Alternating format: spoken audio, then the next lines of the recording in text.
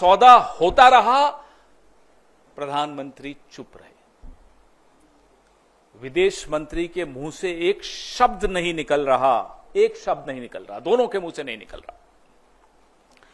हमें नहीं मालूम कि ऐसी कौन सी सीक्रेट्स हैं, ऐसे कौन से रहस्य हैं मोदी जी के, जयशंकर जी के, या भाजपा के और नेताओं के, अमेरिका के पास, और मैं तो कहूंगा चीन के पास। न अमेरिका पे मुंह खुलता है, और चीन पर जब मुंह खुलता है तो सीधा क्लीन चिट देने के लिए खुलता है, और मुंह ही नहीं खुलता। कारण क्या है? आपके जो रहस्य उनके पास होंगे, हमें कोई मतलब नहीं उससे, लेकिन देश को नुकसान क्यों पहुंच रहा है?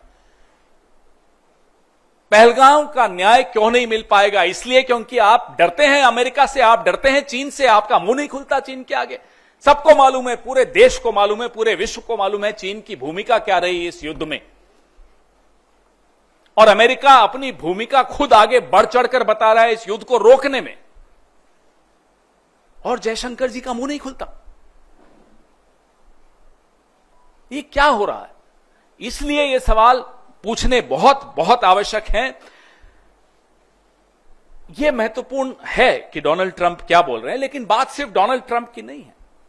बात यह है जो अभी आपने वीडियो में देखा कि कैसे जयशंकर जी खुद प्रेस एजेंसीज को सामने बैठाकर और खुद बता रहे हैं कि हमने पाकिस्तान के आतंकी ठिकानों पर हमला करने से पहले पाकिस्तान को सूचित कर दिया था। अब यह सूचित करने का क्या मतलब होता है? इतना भरोसा है आपको आतंकियों पर कि आप सूचित कर देंगे और वो वहीं रहेंगे, या वो चुपचाप बैठेंगे? यह भरोसा है आपको उन आतंकियों पे? रिश्ता क्या है आपका? कैसे आप बोल रहे हो उनको? क्यों बताया आपने उनको? और इसको आप क्या कूटनीति कहेंगे? ये डिप्लोमेट रहे हुए हैं। आज जो देश के विदेश मंत्री हैं, ये एक राजदूत रहे हुए हैं, आईएफएस ऑफिसर रहे हुए हैं। क्या इसको कूटनीति कहते हैं? माफ कीजिएगा, हमारी देहाती भाषा में इसको मुखबिरी कहते हैं, इसको कूटनीति नहीं कहते। ये मुखबिरी है, ये अपराध है, ये गद्दारी है। और उसके बाद लीपापोती पूरी कि मैंने ऐसा नहीं। अरे आपने तो खैर लीपापोती भी नहीं कि आपके विभाग से एक चिट्ठी आ गई कि ये ऐसा नहीं कहा। आपके मुंह से ये शब्द एक एक यहां मीडिया कर्मी बैठा है, देश के हर नागरिक ने, विश्व के हर नागरिक ने देखा आपने क्या बोला कि हमने पाकिस्तान को बता दिया था कि हम सिर्फ आतंकी ठिकानों पर हमला करने जा रहे हैं। अब बताइए, मुखबिरी नहीं है तो क्या है? और मुखबिरी का इतिहास लंबा है, अभी उस पर भी आऊंगा मैं।